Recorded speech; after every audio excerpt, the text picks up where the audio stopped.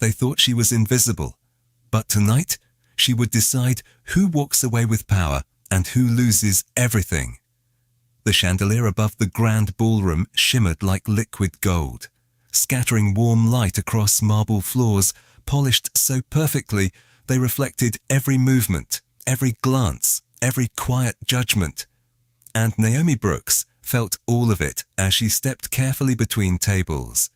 Her black uniform, crisp but simple, against a sea of silk gowns and tailored tuxedos that probably cost more than she made in a year. She kept her eyes lowered, not out of shame, but out of habit, because invisibility had always been her safest shield in rooms like this. Rooms where people didn't see her as a person, but as part of the service, part of the background, something that moved and worked and disappeared without leaving a trace.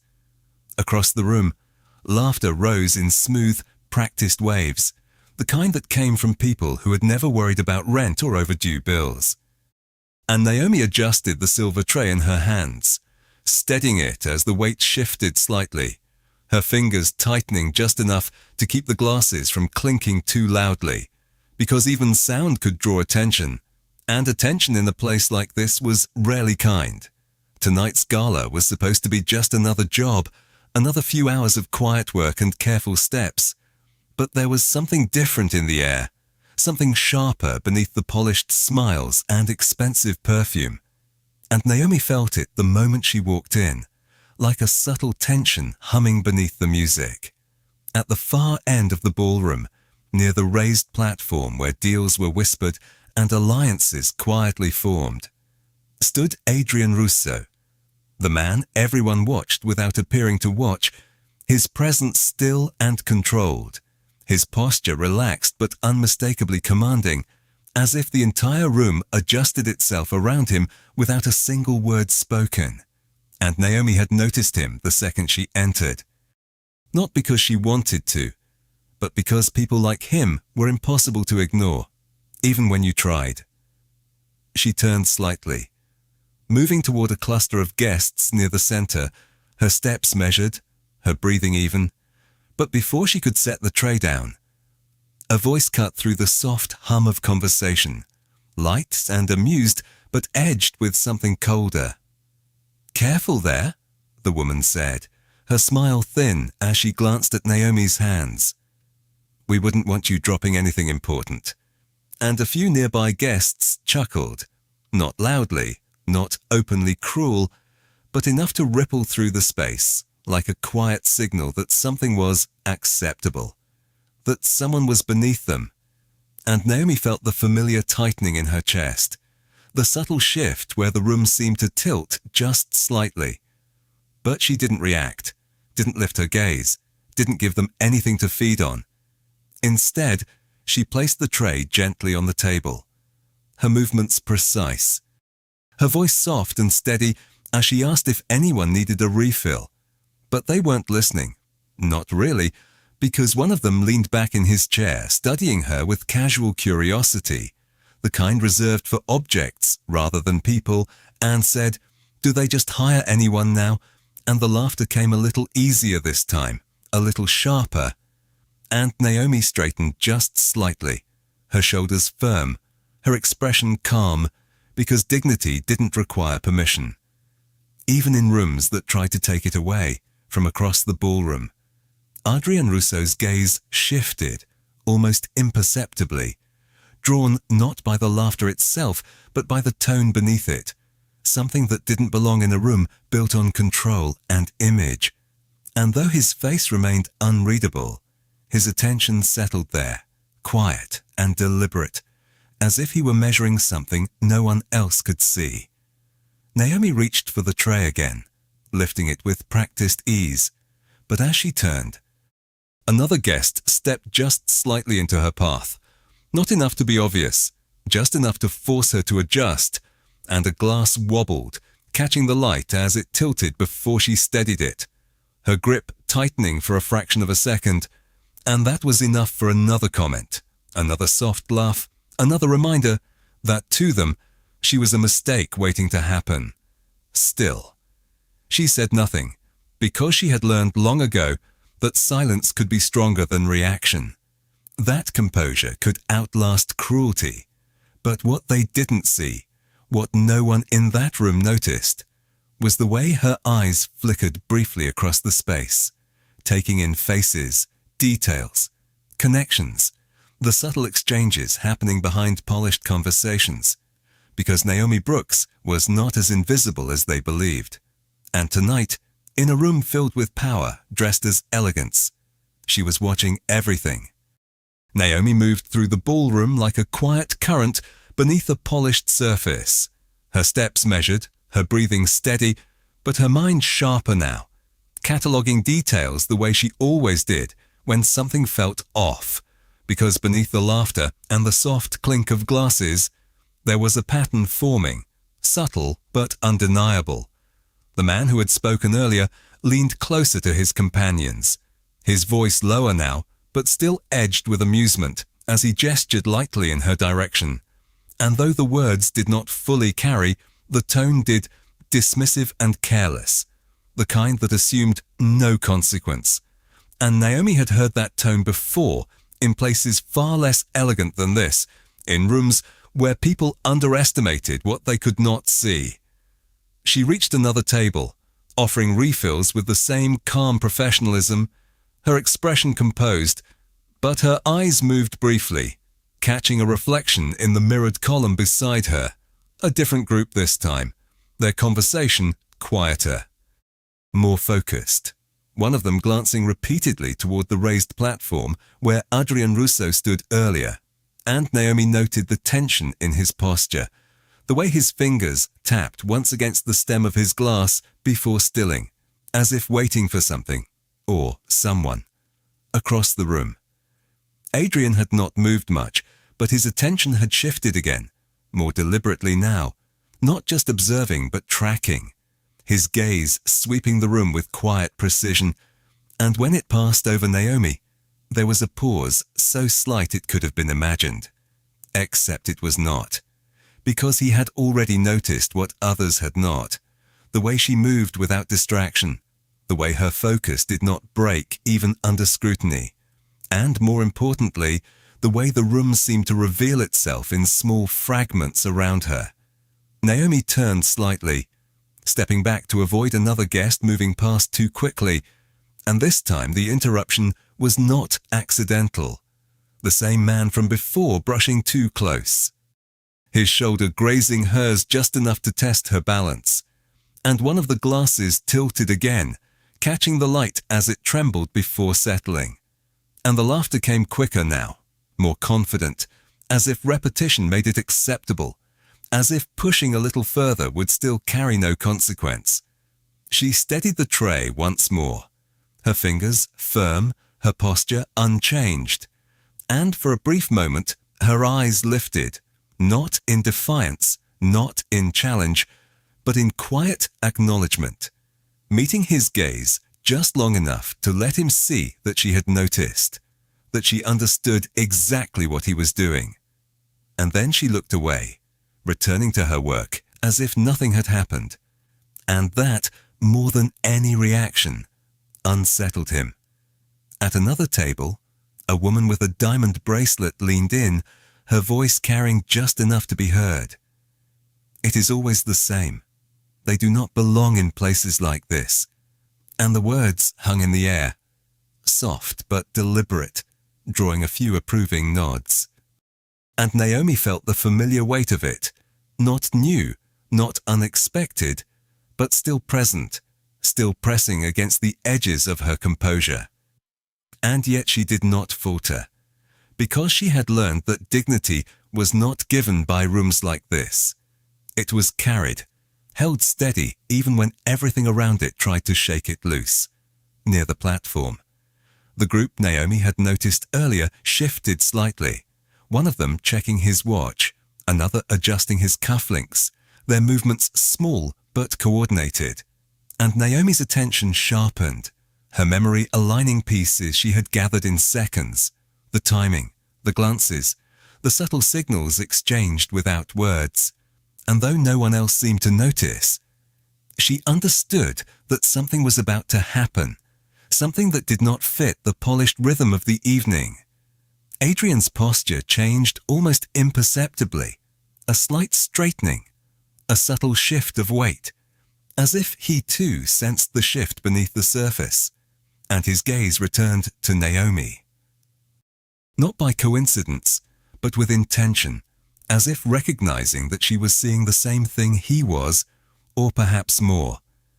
Naomi moved again, this time toward the edge of the room, her steps unhurried, her expression unchanged, but her awareness heightened, because the laughter behind her was no longer just background noise, it was a distraction, a cover for something else. And as she passed by the mirrored column once more, she caught the reflection of the group near the platform, their attention aligning, their movements synchronizing. And in that instant, the pattern became clear, not loud, not obvious, but undeniable. She exhaled slowly, steadying herself, because whatever was about to unfold would not wait for permission. And in a room where she was expected to remain invisible, she understood something no one else did, that sometimes the quietest person in the room was the only one truly paying attention. Naomi slowed her pace just enough to appear natural. Her tray balanced steadily against her palm, while her thoughts moved faster than anyone in the room could guess. Because now the pattern was no longer a feeling, it was a sequence, and sequences always led somewhere. The group near the platform had shifted again. One man stepping half a foot closer to the edge, another turning slightly to block the view from a nearby table. Their movements subtle but coordinated in a way that did not belong to casual conversation. And Naomi felt a quiet certainty settle in her chest, the kind that came from recognizing something familiar, something she had seen before in a different life, in a different place where details mattered more than appearances. Behind her, the same voices continued, softer now but still present, still circling her like background noise. One of them remarking with a quiet laugh about how long she would last before making a mistake, as if her presence existed only for their amusement. And Naomi let the words pass through her without resistance, because she understood something they did not, that their attention was misplaced, focused on the surface, while something far more significant unfolded just beyond their awareness. She adjusted her grip on the tray, shifting its weight slightly as she moved toward the center of the room again, her path deliberate now, not just serving, but positioning, because from here she could see both the platform and the mirrored column, both the reflection and the reality, and the alignment between them told her everything she needed to know. Adrian Russo had turned slightly, his profile sharp against the warm glow of the chandelier, his gaze no longer drifting but fixed, and though his expression remained composed, there was a tension in the stillness, a readiness that did not match the relaxed posture of the guests around him. And when Naomi's eyes met his for the briefest moment, something passed between them, not recognition in the usual sense, but acknowledgement, as if two people in a crowded room had silently agreed that something was wrong. Naomi exhaled slowly, her shoulders relaxed, her movements unhurried, because urgency would draw attention, and attention would disrupt everything. And what needed to happen required precision, not panic. One of the men near the platform reached into his jacket, not abruptly, not suspiciously enough to alarm anyone who was not already looking for it. But Naomi saw it, the slight hesitation before his hand moved, the glance exchanged with the man beside him, the confirmation without words. And that was the moment the sequence completed itself in her mind. She stepped forward, closing the distance by a few feet, her tray steady, her expression unchanged. And as she passed a nearby table, the woman with the diamond bracelet spoke again, her tone sharper now. "You should watch where you are going." And this time the comment was louder, designed to draw attention, to remind the room of Naomi's place, and a few heads turned, the focus shifting briefly, just enough to create a ripple of distraction. Naomi stopped for a fraction of a second, turning slightly toward the woman, her voice calm and even as she apologized, the words measured, controlled, and in that moment of redirected attention, the movement near the platform accelerated, subtle but real, the kind of shift that would go unnoticed by most, but not by her. Adrian's gaze snapped back to the platform, his posture tightening just enough to signal that he had seen it too, and the space between decision and action narrowed to almost nothing. Naomi moved again, this time directly toward him, her steps quiet but purposeful, weaving through the crowd with the same practiced ease. And as she approached, the noise of the room seemed to soften, not because it actually did, but because her focus had narrowed completely. Every detail aligning toward a single point. She reached his side just as one of the men near the platform took a step forward, his hand still inside his jacket, his attention fixed ahead, and without hesitation, without raising her voice, without breaking the composure she had held all night.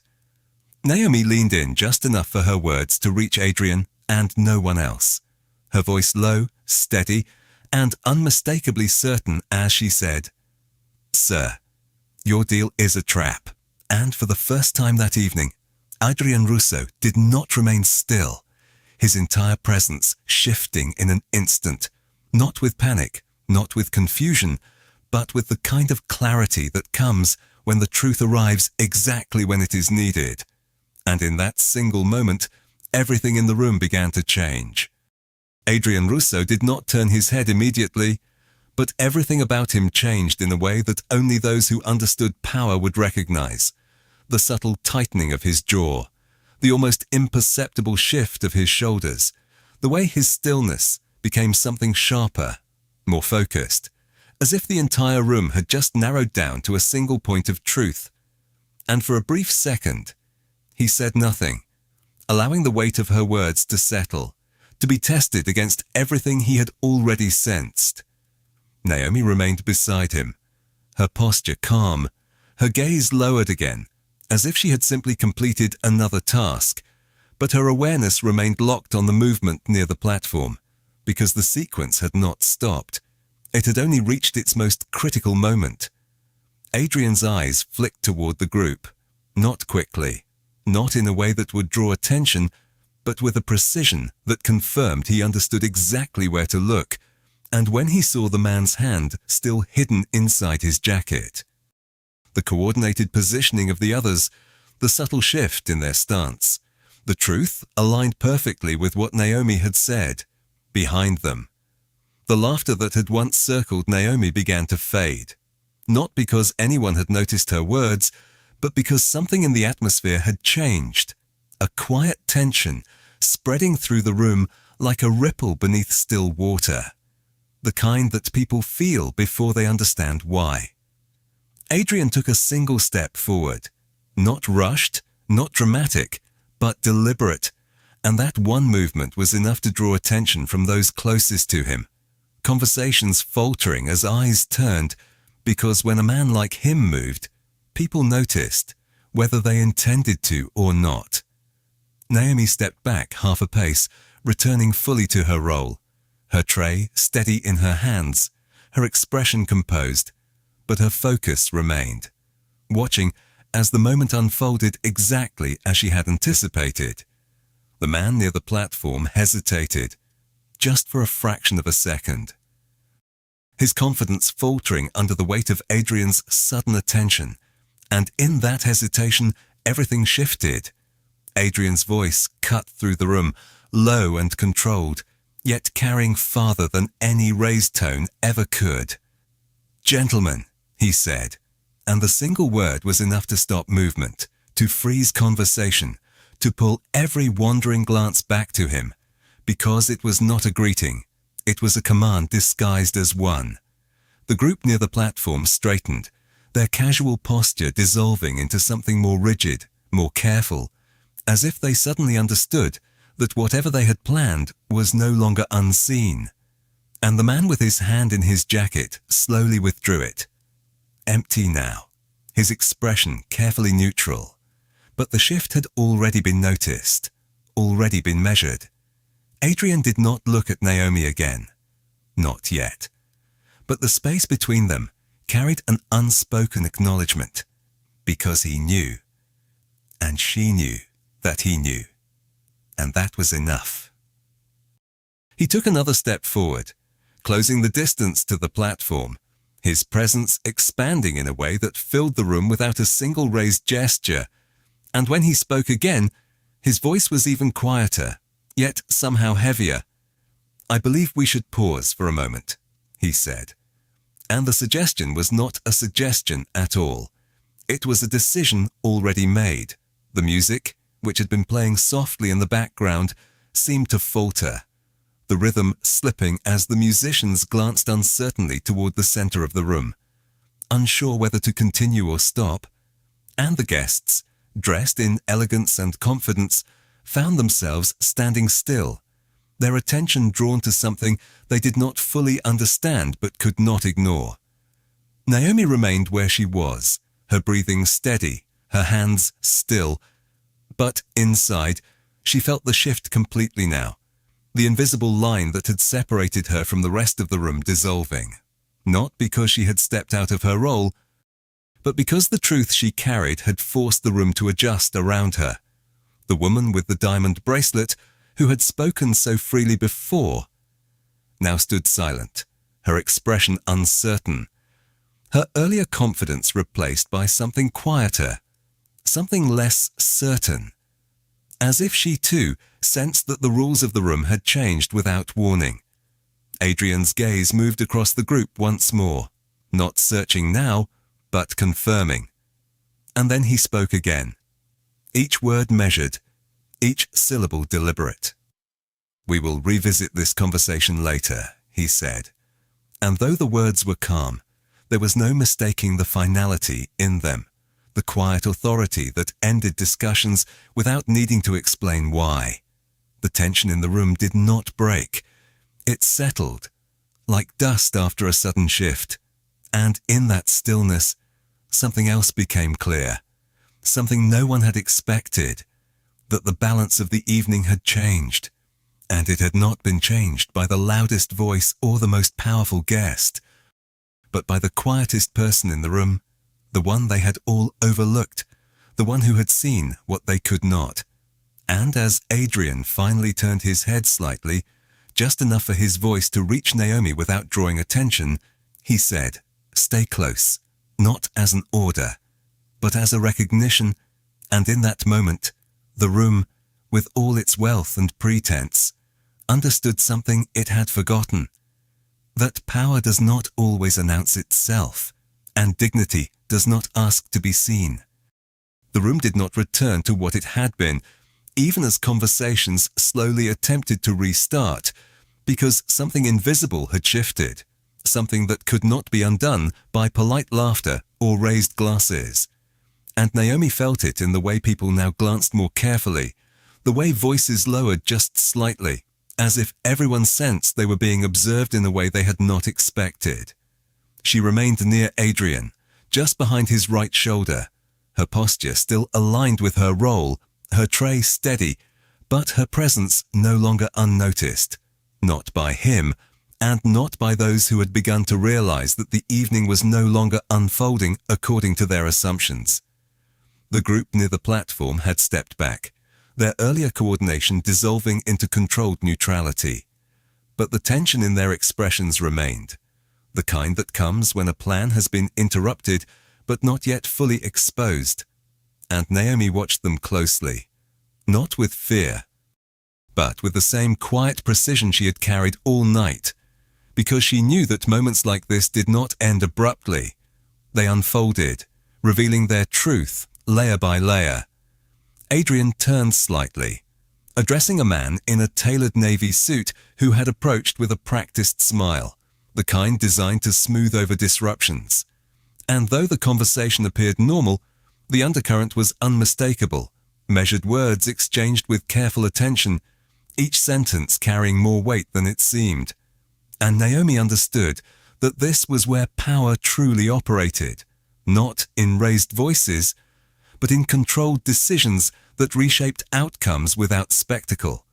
Behind them, the same voices that had mocked her earlier now remained silent, their confidence replaced by uncertainty, and one of the women who had laughed before now avoided looking in Naomi's direction entirely, as if acknowledging her presence would mean confronting something uncomfortable, something that no longer fit the narrative they had created. Naomi shifted her weight slightly, adjusting her stance, her eyes moving briefly across the room again, confirming that no further movement threatened the fragile balance that had been restored. And as she did, she caught Adrian's reflection in the mirrored column once more, his gaze steady, his expression composed, but there was something different now. Not softer, not warmer, but more aware, as if he had recalibrated his understanding of the room and of her. A server passed nearby, offering a tray of champagne, and Naomi stepped aside to allow him through, her movements seamless. But the other server hesitated for a fraction of a second, glancing at her with a subtle shift in expression, not dismissive, not superior, but something closer to recognition. And Naomi noted it without reacting, because change often begins in the smallest gestures. Adrian finished his conversation and allowed the man in the navy suit to step away, his posture unchanged, but his attention returned briefly to Naomi. And though he did not speak immediately, the silence between them carried meaning, the kind that did not need explanation. And when he finally did speak, his voice was low, measured. "You saw it before anyone else," he said, not as a question, but as a statement. And Naomi inclined her head slightly, acknowledging without elaborating, because she did not need to explain how she knew, only that she did. He studied her for a moment, not intrusively, but with a deliberate focus that suggested he was reassessing more than just the situation.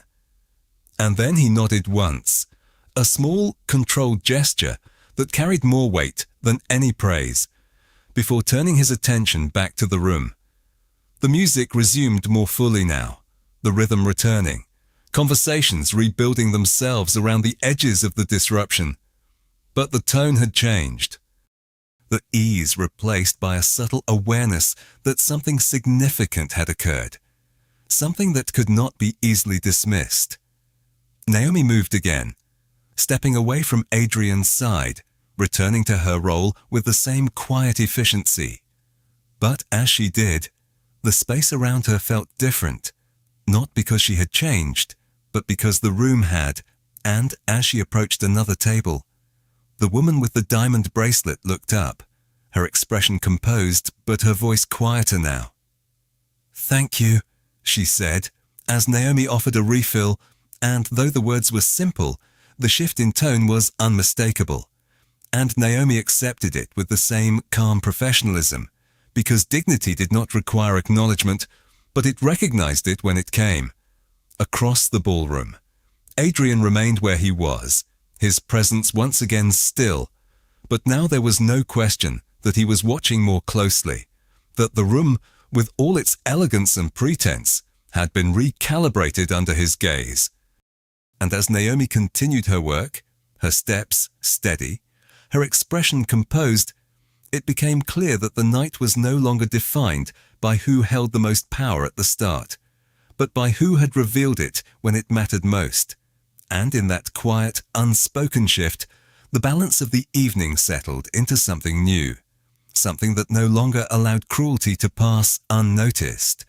And though no one said it aloud, the lesson lingered in the air, carried in every careful glance and measured word that respect, once tested, could not be ignored. The rhythm of the evening had returned, but it no longer carried the same careless ease, because beneath the polished conversations and soft music, there was now a quiet awareness that something unseen had been revealed. And Naomi moved through it with the same steady grace, her tray balanced, her steps measured, but her presence no longer dismissed in the same way, not by those who had been paying attention. She approached another cluster of guests, offering refills with calm precision, and though their smiles remained polite, their eyes lingered just a moment longer than before, as if trying to reconcile the image they had formed of her with the reality they had just witnessed. And Naomi accepted it without reaction, because she understood that perception does not change all at once. It shifts slowly, in fragments, in moments that cannot be forced. Across the room, Adrien Rousseau remained near the platform, speaking quietly with two men whose expressions were careful, controlled. But there was no mistaking the difference now, the subtle deference in their posture, the way they listened more closely than they spoke, because whatever had nearly unfolded had altered the balance between them, and Naomi knew that this was where the true consequences would take shape, not in public spectacle, but in private decisions that would ripple outward long after the night ended. She passed by the mirrored column again, catching glimpses of movement reflected from angles others did not notice, and her eyes narrowed just slightly as she saw one of the men from earlier step toward the exit, his pace measured but purposeful, as if attempting to leave without drawing attention. And for a brief moment, Naomi considered it, the possibility that the situation was not fully resolved, that the sequence might still have one final turn. She adjusted her path, moving closer to the edge of the room, her posture unchanged, her role intact, but her awareness sharpened once more. And as she reached the corridor leading toward the side exit, she slowed, her steps quiet against the polished floor, her gaze steady as she observed the man pause near the doorway, exchanging a brief look with someone just outside the frame of the ballroom. It was not overt, not dramatic, but it was enough to confirm that whatever had been planned had not simply disappeared. It had adapted, and Naomi felt that same calm certainty return. The understanding that moments like this required not hesitation, but clarity. Behind her, the ballroom continued, the music rising slightly, conversations rebuilding. But here, at the edge of the room, the air felt different, quieter, more focused, and Naomi took a single step forward, her voice soft but firm as she addressed the man. "Sir, the event is still in progress," she said, her tone neutral, professional, but carrying just enough presence to interrupt his movement without causing a scene. He turned, his expression briefly tightening before smoothing into polite dismissal. "I have concluded my business," he replied, his voice controlled, but Naomi held her position, not blocking, not confronting, simply present. And in that presence, there was a quiet resistance, the kind that does not escalate but does not yield. From behind her, another voice entered, low and unmistakable.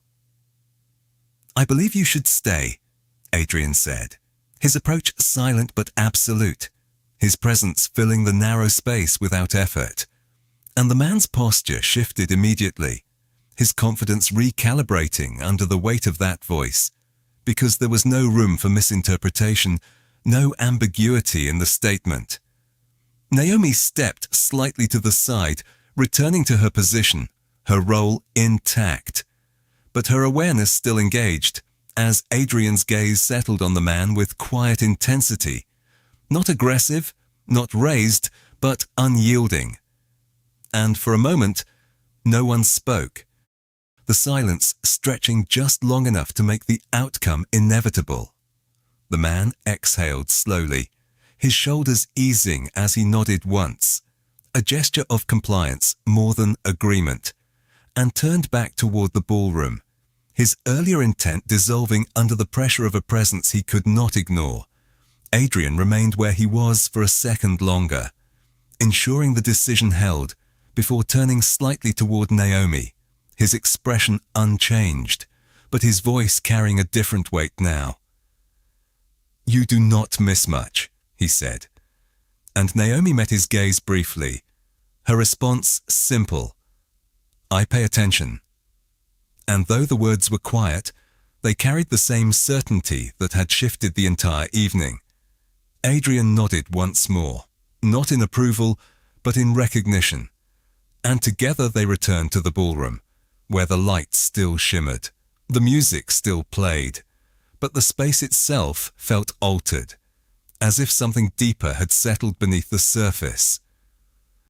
Something that would not be undone by the end of the night, because once the unseen becomes visible, it cannot be ignored again.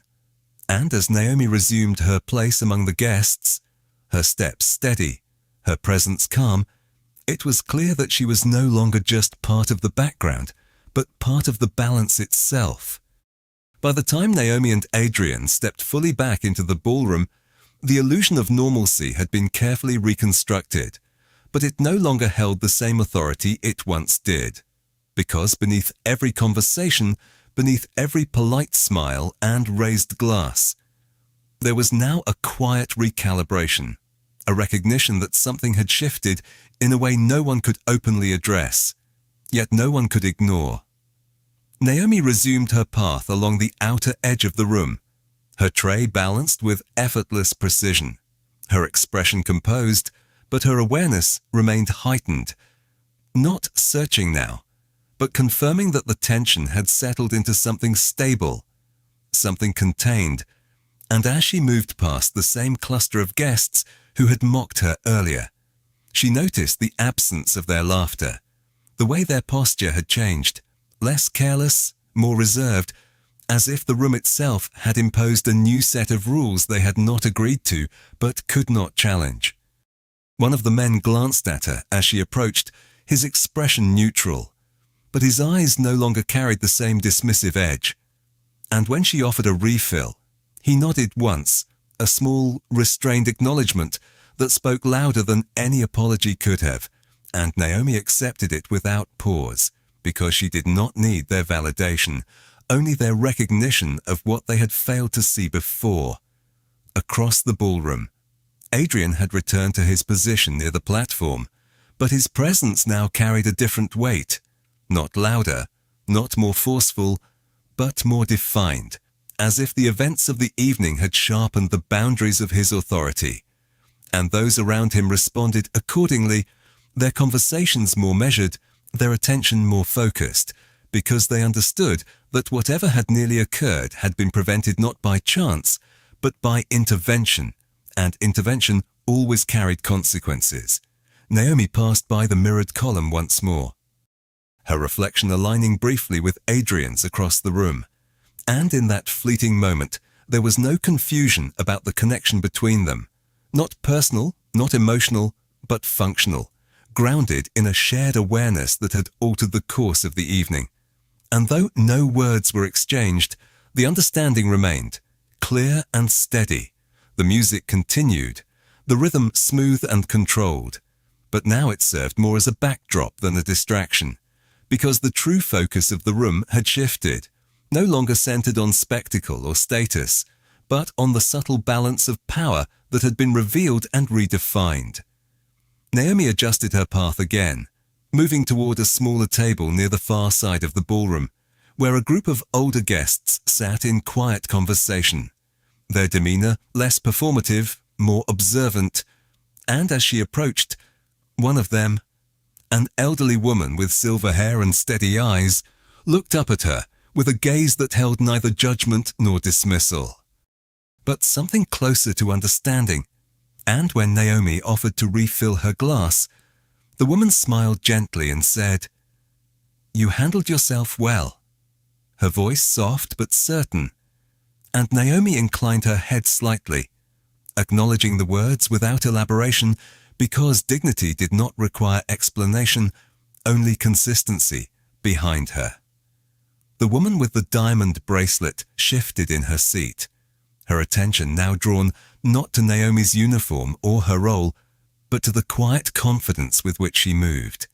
And for the first time that evening, there was no comment, no subtle remark, only silence.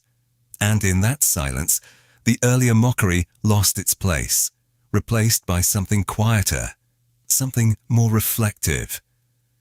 Adrian stepped away from the platform, moving through the room with the same controlled presence. But this time his path led toward Naomi. Not directly, not in a way that would draw unnecessary attention, but with intention. And as he passed by the group that had once laughed at her, their conversation faltered, their posture adjusting instinctively, because proximity to him demanded awareness, demanded restraint. He stopped beside Naomi just as she finished serving the table. His voice low, measured. "Walk with me," he said, and the words were simple, but they carried a weight that shifted the focus of the space around them, because in a room like this, association was never unnoticed. Naomi nodded once, her expression unchanged, and fell into step beside him, her movements as steady as they had been all night. But the air around them felt different now, not heavier, not tense, but defined, as if the boundaries of the room had been redrawn in a way that placed her no longer at the edges, but within the structure itself. As they moved toward the center of the ballroom, conversations paused, not abruptly, not obviously, but just enough to acknowledge their passing, and in those brief moments of silence, the lesson of the evening became unmistakable. Not spoken, not announced, but understood. That respect was not determined by status or appearance, but by the quiet strength to stand firm when it mattered most. And as Naomi walked beside Adrian, her posture steady, her gaze calm, the room, with all its elegance and pretense, adjusted once more, aligning itself with a truth it could no longer overlook. As they reached the center of the ballroom, the space seemed to adjust around them in a way that no one could openly acknowledge. Yet everyone felt conversations thinning into quiet murmurs, glasses pausing mid-air, eyes shifting with careful discretion as Adrian Russo and Naomi Brooks moved side by side beneath the chandelier's golden glow. And though nothing had been announced, nothing declared, the message traveled faster than words ever could, carried in glances, in posture, in the subtle reordering of attention. Adrian stopped near the base of the platform, his presence anchoring the room once more, and Naomi remained just half a step behind him, her posture composed, her role still intact, but now undeniably visible within the structure of the evening, no longer overlooked, no longer dismissed, and the silence that followed was not empty. It was expectant, the kind that settles before something definitive is said. Adrian turned slightly, his gaze sweeping the room with calm precision, not searching, not questioning, but establishing, reminding everyone present that control did not require volume, only certainty. And when he spoke, his voice carried evenly, steady and measured. "We will continue," he said, and the words were simple, but they carried the authority to reset the room, to guide it forward under new terms, terms that had not been negotiated but had been understood. The musicians resumed with renewed focus, the rhythm returning more confidently now, and conversations began again, but softer, more deliberate, as if each word now passed through an invisible filter before being spoken. And Naomi felt the difference in every interaction, in the way guests now addressed her with a brief nod, in the absence of careless remarks, in the quiet recalibration of tone that replaced mockery with restraint.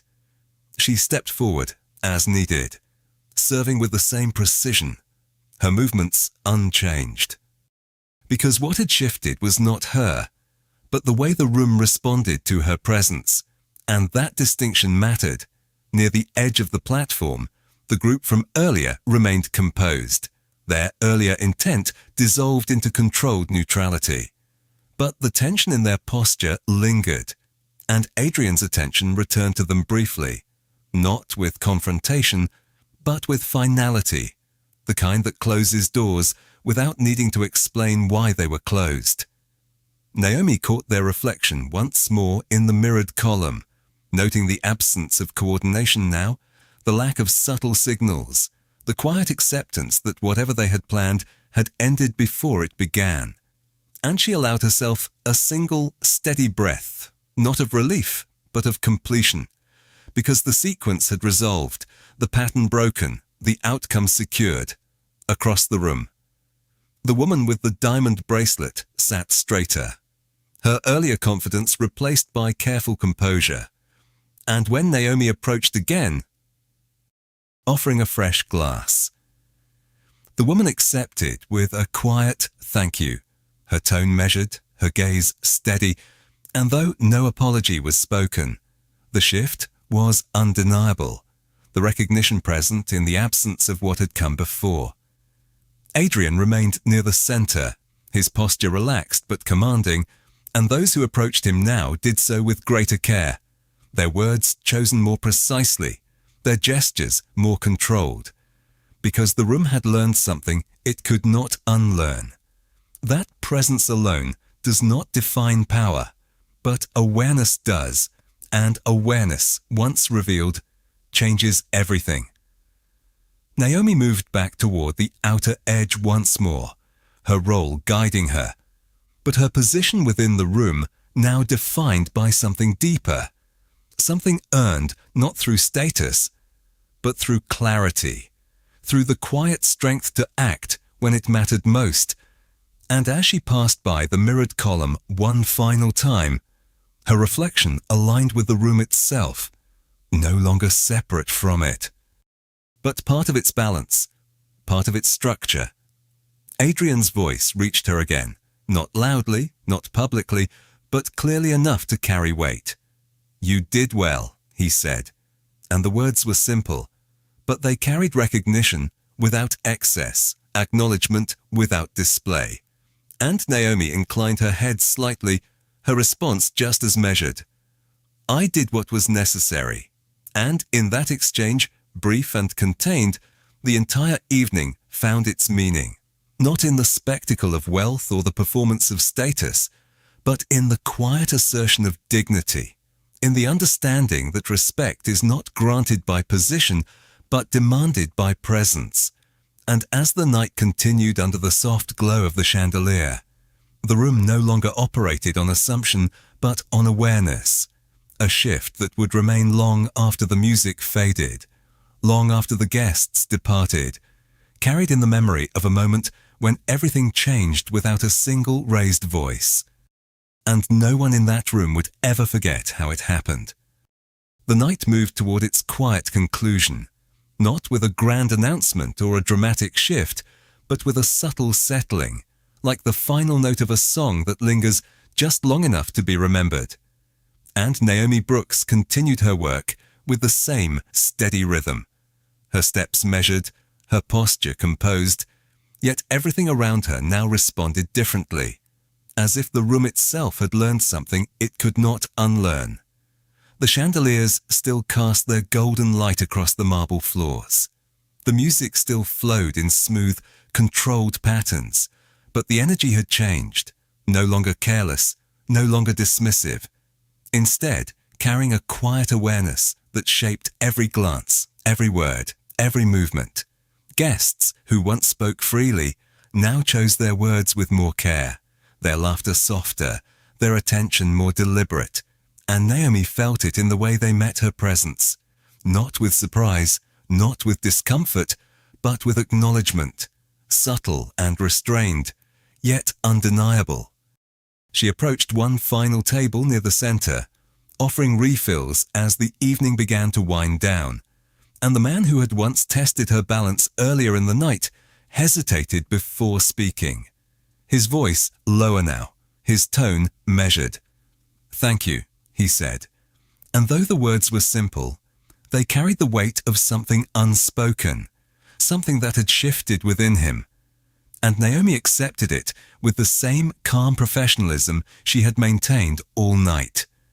Because dignity does not require recognition, but it does not ignore it either.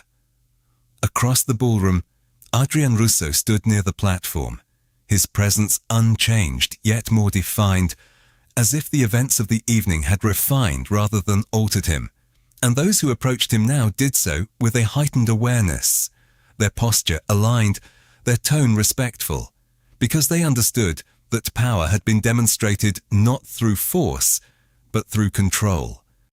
Through the ability to see what others overlooked and act without hesitation when it mattered, Naomi passed by the mirrored column one last time, her reflection steady, aligned with the room that had once excluded her, and for a brief moment she allowed herself to take in the full picture, not with pride, not with relief, but with clarity, because what had happened was not about recognition or approval, it was about balance, about restoring something that had been quietly disrupted long before she arrived. The woman with the diamond bracelet rose from her seat, her expression composed, her movements careful, and as Naomi passed, she paused just long enough to meet her gaze, not with superiority, not with dismissal, but with something closer to respect. And though no words were exchanged, the silence between them spoke clearly, marking a change that did not need to be explained. Adrian's attention shifted once more, his gaze finding Naomi across the room. And though he did not call her over, did not interrupt the natural flow of the evening, there was a recognition in that look, a quiet acknowledgement that remained steady, and Naomi understood it without needing anything more. The music softened as the night drew closer to its end, guests beginning to gather their things, conversations winding down into quieter exchanges, and the room, which had once been defined by status and spectacle, now carried a different weight, something more grounded, more aware, as if it had been reminded of a truth it had forgotten. Naomi returned the empty tray to the service station, her movements precise, her breathing even, and as she stepped back into the ballroom for the final time, she did not look different. She did not stand taller or move louder, but the space around her had changed, shaped by the quiet strength she had carried from the beginning, a strength that had not demanded attention, but had commanded it when it mattered most. Adrian remained near the platform, his posture relaxed, his presence still anchoring the room, and as the last of the guests began to leave, he spoke one final time, his voice low but carrying through the quiet, not directed at anyone in particular, yet heard by all. "Respect is not optional," he said, and the words settled into the space with a weight that could not be dismissed, because they were not a warning, not a correction, but a truth, one that had been demonstrated rather than declared. The room fell into a brief, complete silence, the kind that follows something understood at its core, and in that silence, every person present felt the shift fully, the realization that what had been overlooked could no longer be ignored, that dignity, once revealed, does not disappear again. Naomi paused for just a moment, her gaze steady, her expression calm, and then she turned, continuing her path without hesitation, because her role had never changed, only the way the world chose to see it. And as she walked forward beneath the fading glow of the chandeliers, the night closed not with spectacle, but with certainty, a quiet, unshakable understanding that would remain long after the doors had closed. And that night, without noise, without display, the room remembered what dignity looks like.